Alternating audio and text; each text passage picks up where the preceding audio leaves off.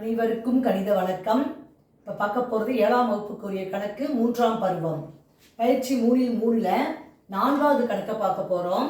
x plus 2y the whole square minus x minus 2y the whole square is equal to 8xy என நிறுவுக அப்படின்னு சொல்லி கொடுத்துருக்காங்க.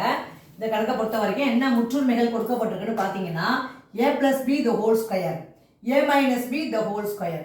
அந்த ரெண்டு முற்றுமை தெரிஞ்சுக்கிட்டோம்னா நம்ம ஆன்சரை ஈஸியாக கண்டுபிடிச்சி போட்டுடலாம். இப்போ a plus b the whole square அப்படிங்கிற முற்றுமைக்கு என்ன answer? a square plus 2ab plus b square.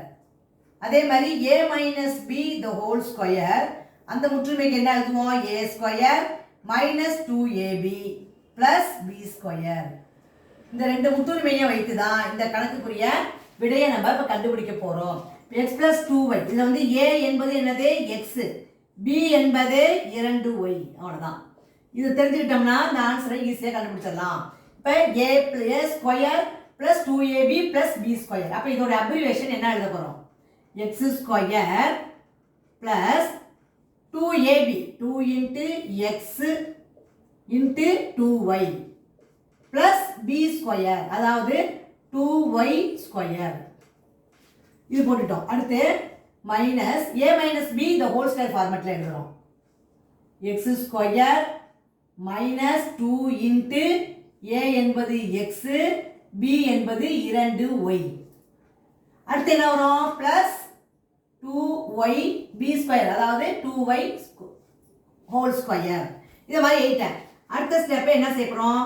பிராக்கெட்டை remove பண்ணிட்டு இந்த மைனஸால பெருக்கி போட போறோம். x ஸ்கொயர் பிளஸ் 2 2 பெருக்கினா என்ன வந்துடும்? 4xy. அடுத்து பிளஸ் 4y ஸ்கொயர்.